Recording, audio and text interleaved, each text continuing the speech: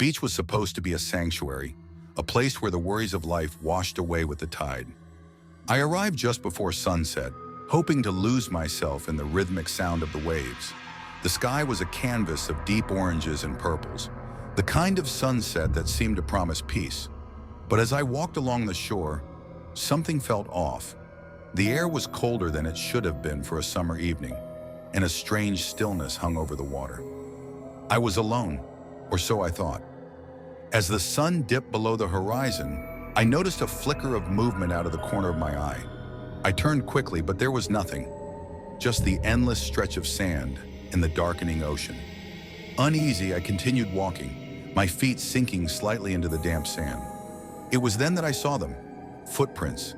They trailed up from the water's edge, leading toward the dunes in a straight, unwavering line. They were large, too large for any person. And they weren't just footprints.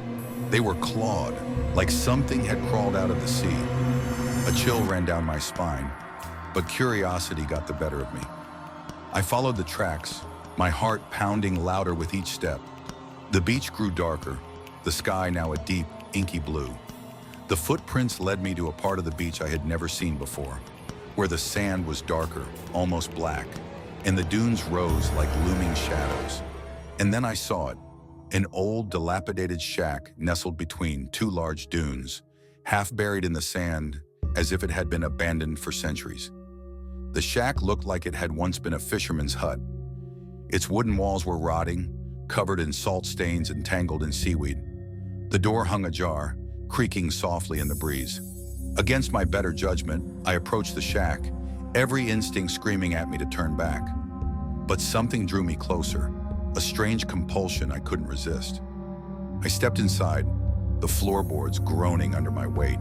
The air was thick with the smell of decay and salt. The interior was dimly lit by the last rays of the dying sun, filtering through cracks in the walls. Old fishing nets hung from the ceiling, and rusted hooks lined the walls. But what caught my attention was the sound, a faint, wet, slithering noise coming from the back of the shack. My breath caught in my throat as I saw the source of the sound. A figure hunched over in the corner, its back to me.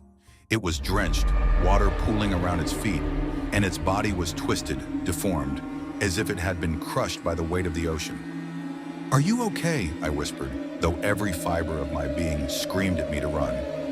The figure didn't move. I took a step closer, my heart pounding in my ears.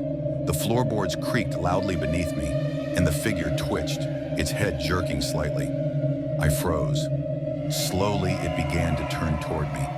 Its face was hideous, a grotesque mask of rotting flesh and seaweed. Where there should have been eyes, there were only black, hollow voids that seemed to suck in the light. Its mouth opened, revealing rows of jagged, broken teeth, and it let out a sound, a low, guttural groan that echoed through the tiny shack.